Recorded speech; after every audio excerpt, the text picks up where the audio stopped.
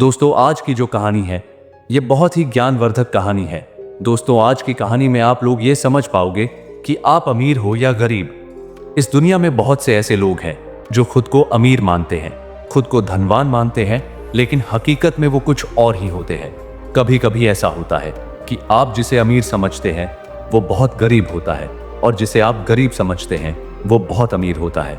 दोस्तों ये कहानी है एक धनी सेठ और एक गरीब व्यक्ति की। जिस गरीब व्यक्ति को सेठ ने अपने महल के सामने एक रात के लिए आसरा नहीं दिया था, उस गरीब व्यक्ति को देखकर सेठ ने शर्म से अपना सिर झुका लिया। दोस्तों आज की जो कहानी है ये बहुत ही ज्ञानवर्धक कहानी है। इस कहानी में आप लोग हमारे साथ अंत तक जरूर बने रहना। तो चलिए दोस्तों इस कहानी को विस्तार से समझते हैं, लेकिन आप लोगों से बस एक छोटी सी रिक्वेस्ट है कि यार प्लीज वीडियो में आगे बढ़ने से पहले वीडियो को लाइक और चैनल को सब्सक्राइब करके बेल आइकन की घंटी दबाकर ऑल को जरूर सेलेक्ट कर लें।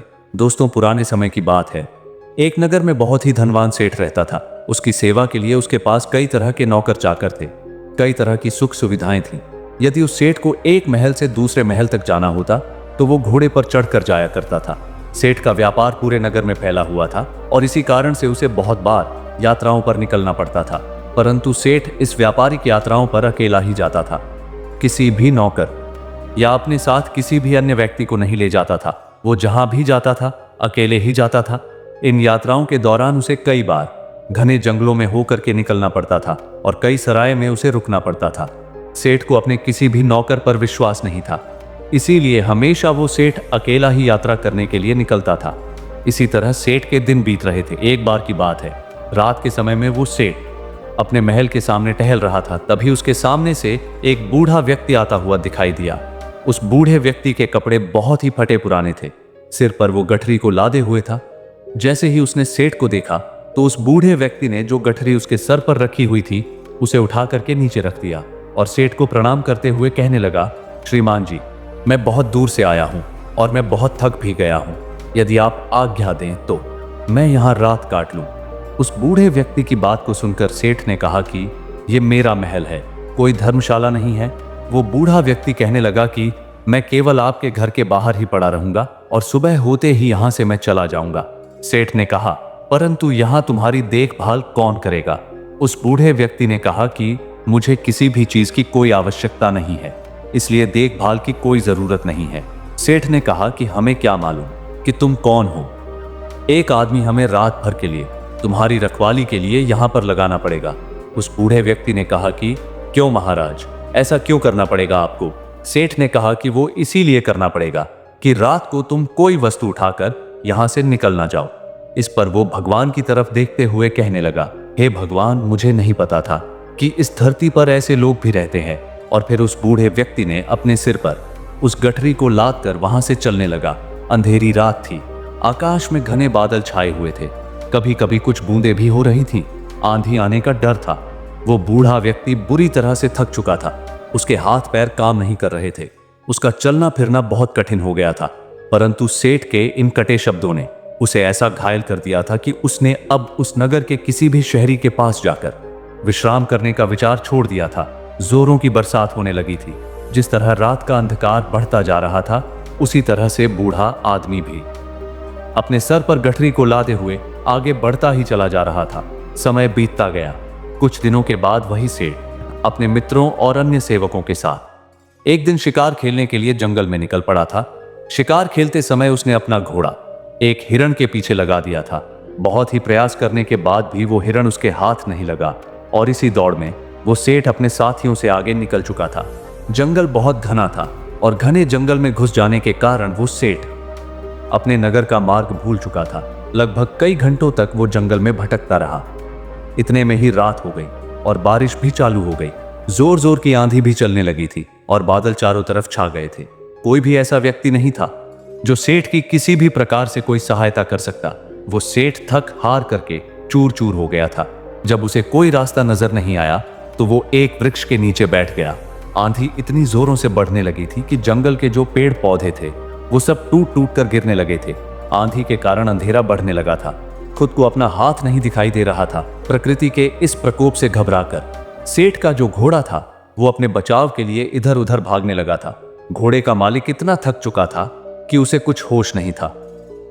थोड़ी देर के बाद आंधी जब कुछ कम पड़ जाती है, थोड़ी बरसात होने से चारों ओर जो फैली हुई धूल थी वो बैठ चुकी थी। आकाश भी अब साफ हो गया था। तब सेठ ने देखा कि उसका घोड़ा उससे जुदा हो चुका है। उस सेठ ने उस घोड़े को 10,000 देकर के खरीदा था और उस घोड़े से बहुत ही प्यार करता था। उसे पालने में उसने किसी तरह की कोई कसर नहीं छोड़ी थी। अब तो सेठ को घर पहुंचने की कोई भी उम्मीद नहीं थी। कहते हैं कि सवेरा होने के आसपास रात का अंधकार बहुत बढ़ जाता है और इसी तरह आशा और सूर्य की किरणों के पहुंचने से पहले निराशा और दुख का अंधेरा भी बहुत अधिक हो जाता है। बहुत अधिक दुखी और निराश हो जाने पर उस सेठ को दूर से एक व्यक्ति आता हुआ दिखाई देता है। पहले तो उस व्यक्ति को देखकर वो सेठ सहम गया, कहीं ये कोई व्यक्ति चोर या डाकू तो नहीं जो आकर उसे लूट ले। परंतु जब उस व्यक्ति ने सेठ के पास आकर नमस्कार करते हुए अपने होठों की मुस्कान से सेठ के हृदय को निर्मल कर दिया, तब सेठ को बड़ी उम्मीद दिखाई दी। उसे आशा का प्रकाश दिखाई देने लगा। हंसते हुए उस व्यक्ति ने सेठ से कहा कि आप इतने घबराए हुए क्यों हैं। तब सेठ ने अपनी सारी कहानी उस व्यक्ति को सुनाई। उस व्यक्ति ने जब सेठ की कहानी सुनी तो उसको सेठ पर दया आ गई और वो सेठ को लेकर अपनी झोपड़ी में चला गया। तब उस सेठ ने पूछा कि यहाँ तुम अकेले रहते हो या कोई और भी रहता है। तब उसने बताया कि वो अपने माता पिता के साथ रहता है। आप भी यहीं ठहर कर थोड़ा आराम कर ले और जो भी रूखा सूखा भोजन हम लोग खाते हैं वो आप भी खा लेना। सेठ ने कहा कि परंतु मेरे घोड़े का क्या होगा। उस व्यक्ति ने कहा सुबह होने से पहले मैं आपके घोड़े को किसी भी तरह से ढूंढ लूंगा। सेठ ने कहा कि उसे कैसे ढूंढोगे तुम, ये तो बहुत ही घना जंगल है, इतनी अंधेरी रात है, तुम कैसे ढूंढ सकोगे उसे। व्यक्ति ने कहा कि मैं इस जंगल के कोने कोने से वाकिफ हूँ। सेठ ने कहा तो क्या तुम मेरे साथियों को भी ढूंढ सकोगे। उस व्यक्ति ने कहा कि यदि वो इस जंगल में हुए तो मैं अवश्य ही उन्हें भी ढूंढ निकालूंगा। इस उत्तर को सुनकर उस अमीर सेठ को बड़ा ही संतोष हुआ। उसके मन में बड़ी उम्मीद जागी और इस तरह से वो सेठ पूरी तरह से निश्चिंत हो चुका था। वो अभी तक सोया नहीं था कि उस व्यक्ति ने सेठ के सामने एक दूध का कटोरा लाकर रख दिया। सेठ ने कहा कि ये क्या है महाशय। उस व्यक्ति ने कहा कि सेठ जी, ये हमारी बकरी का दूध है। सेठ ने कहा कि तुम्हारे पास कितनी बकरियां हैं। उस व्यक्ति ने कहा कि मेरे पास तो सिर्फ एक ही बकरी है। सेठ ने कहा क्या एक बकरी इतना दूध दे सकती है, ये तो एक शेर से भी अधिक होगा, इसी में तुम भी पी लो। उस व्यक्ति ने कहा कि नहीं सेठ जी, पिताजी ने कहा है कि आज का जो भी दूध है वो केवल अतिथि सेवा में लगाया जा सकता है, आज हम लोग दूध नहीं पिएंगे। सेठ ने कहा कि ऐसा क्यों। उस व्यक्ति ने कहा कि हमारे यहाँ सबसे बढ़िया चीज दूध को समझा जाता है और अतिथि की सेवा में हम लोग इसको पेश कर देते हैं। मैं पिताजी का इकलौता पुत्र हूँ और दूध हमारे यहाँ सर्वोत्तम भोजन समझा जाता है। पिताजी ने ये आपकी सेवा में भेजा है। सेठ ने कहा कि तुम लोग तो सचमुच देवता हो। सेठ की बात सुनकर वो व्यक्ति कहने लगा, नहीं सेठ जी, देवता तो बहुत दूर की चीज है, हम तो पूरी मानवता को भी नहीं अपना सके। उसकी बात को सुनकर सेठ ने कहा, नहीं भैया, मानवता तो आप में कूट कूट कर भरी हुई है। इस तरह बातें करते करते वो सेठ सो गया। अपने अतिथि की सच्ची सेवा करने वाला वो व्यक्ति चुपके से उठता है और हाथ में मसाल लेकर अपने अतिथि के घोड़े को ढूंढने के लिए वहां से वो निकल गया। ढूंढते ढूंढते सुबह का समय करीब आ गया था। फिर बहुत ढूंढने के बाद आखिरकार उसे घोड़ा मिल ही गया। वो अपने अतिथि का घोड़ा लेकर अपनी झोपड़ी पर लौट आया। जब उसकी मां ने देखा कि अतिथि का घोड़ा मिल गया है तो वो उठकर घोड़े के लिए चारा डालने लगी। वो जानती थी कि घोड़ा जंगल से घास चर कर आया होगा, परंतु फिर भी उसने अतिथि के घोड़े की सेवा करना अपना परम कर्तव्य समझा। घोड़े को यदि चारा ना मिलता तो शायद अतिथि सेवा अधूरी समझी जाती।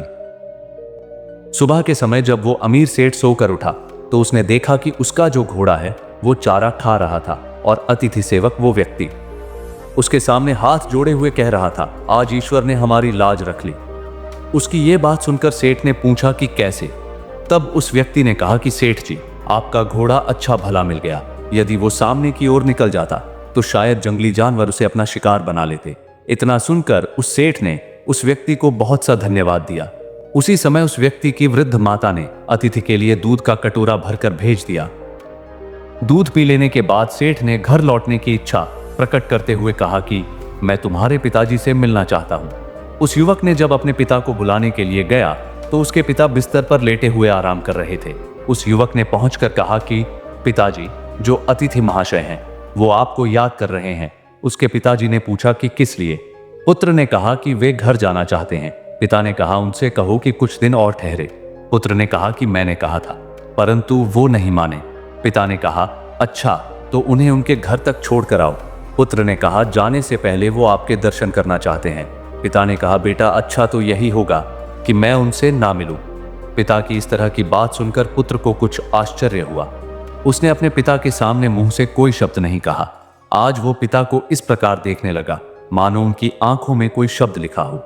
पिता ने पुत्र के प्रश्न को पढ़ लिया और उसे धीरे से समझाते हुए कहने लगा, बेटे तुम शायद यही पूछना चाहते हो कि मैं अतिथि से इस प्रकार दूर रहकर उसका दिल क्यों तोड़ रहा हूं। असल में मेरी इस बात में भी सेठ के सत्कार का भाव ही भरा हुआ है। पुत्र ने पिता की बात को सुनकर के कहा, मैं इस अंदाज में आदर की भावना को समझ नहीं सका। पिता ने कहा, बच्चा तुम्हें समझाऊं भी कैसे। पुत्र ने पिता से कहा कि पिताजी ऐसी कौन सी कठिन बात है जो मुझे ना समझ आ सके। पिता ने कहा, यह एक व्यर्थ घटना है जिसके बारे में मैं बताना नहीं चाहता। पुत्र ने कहा कि अच्छा तो मैं अतिथि महोदय से आपके बारे में क्या कहूं। पिता ने कहा कि यही कह दो कि पिताजी बूढ़े हैं और रोगी भी हैं। वो बिस्तर से उठकर चलने फिरने में असमर्थ है, इसलिए उनका बाहर आना कठिन है। पुत्र ने अपने पिता का जो संदेश था वो जाकर उस सेठ को सुना दिया। इस बात को सुनकर सेठ कहने लगा, इस पवित्र स्थान पर आकर मैं ऐसे महात्मा को देखे बिना यहां से वापस कैसे चला जाऊं, जिसके घर में भूले भटके को मार्ग दिखाया जाता है, जहां अतिथि की सेवा जी जान लगाकर की जाती है, जहां अजनबी अतिथि के घोड़े को ढूंढने के लिए घर वाले अपनी जान की बाजी लगा देते हैं, और जहां जो घर की स्त्री है वो अपना खान पान उठाकर अतिथि के घोड़े की पेट भरने के लिए तैयार करती है। तुम्हारे पिता को देखकर ही मेरा जीवन सफल हो सकता है। सेठ का संदेश पुत्र ने पिता तक पहुंचा दिया। अब बूढ़ा पिता क्या करता, उसे सेठ के सामने आना ही पड़ा।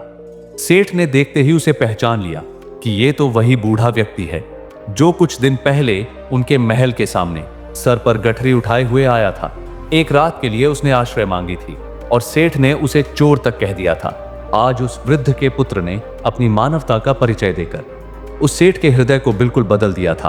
अमीर सेठ हाथ जोड़कर खड़ा हो गया और अपने दुर्व्यवहार के लिए उस बूढ़े व्यक्ति से क्षमा याचना करने लगा। बूढ़े व्यक्ति ने कहा कि आपकी ओर से क्षमा याचना का प्रश्न ही पैदा नहीं होता, क्योंकि मैं बाहर आकर के आपको उस पुरानी घटना को याद नहीं दिलाना चाहता था। आपके आग्रह को मैं टाल नहीं सका, इसलिए मुझे यहां आना पड़ा। इससे शायद आपको बड़ा दुख हुआ हो, बल्कि मुझे आपसे क्षमा मांगनी चाहिए। सेठ ने कहा, कितना ऊंचा है आपका व्यक्तित्व। इतना कहकर वो अमीर सेठ उस वृद्ध के चरणों में गिर पड़ा। उसके आंखों से पश्चाताप के आंसू झर रहे थे, उसके होंठ फड़फड़ा रहे थे, मानो ये यही कह रहे हों कि इस बूढ़े की झोपड़ी महलों से भी कहीं ऊंची है। ये बूढ़ा व्यक्ति दुनिया का सबसे अमीर व्यक्ति है, और सही मायने में अमीर तो ऐसे लोग ही होते हैं क्योंकि यहां मानवता का निवास है। इसके बाद उस सेठ को उसके पुत्र ने सुरक्षित उसके घर तक पहुंचाया। इस घटना के बाद उस सेठ का हृदय परिवर्तन हो गया। जहां कठोर हृदय वाला वो सेठ था, उसे किसी पर विश्वास और दया की भावना उसके मन में नहीं होती थी, वहीं सेठ बिल्कुल बदल चुका था।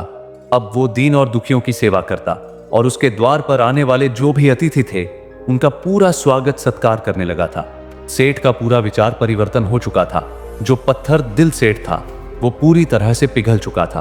तो दोस्तों, ये कहानी आप लोगों को कैसी लगी कमेंट करके जरूर बताना। वीडियो अच्छी लगी हो तो वीडियो को लाइक और चैनल को सब्सक्राइब करके बेल आइकन की घंटी दबाकर ऑल को जरूर सेलेक्ट कर लेना। फिर मिलेंगे किसी और वीडियो में, तब तक के लिए आप अपना रखिए ख्याल और हमें दीजिए इजाजत। जय हिंद, जय भारत।